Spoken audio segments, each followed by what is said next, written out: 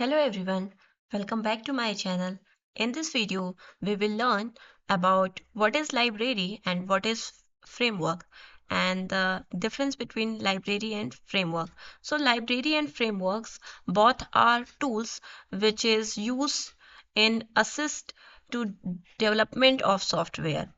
And library is a collection of pre-written code and framework is also set of pre-written code, but the difference between library and framework is that library is a collection of pre-written code that can be used to perform some specific task.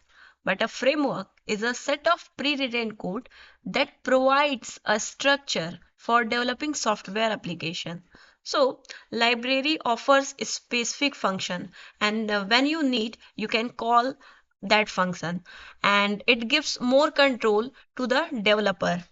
But in case of framework, it provides a structured way to build an application and its own certain design pattern and less control to the developer. And there are many libraries in one frameworks, and there are many examples of library and frameworks. First is React is library and Angular is frameworks. So the second example of library and framework is Axios is library for creating or making HTTP requests, and Express is framework for use. It is used for server-side programming. Express is used for server-side programming. So these are main difference between library and framework. Okay.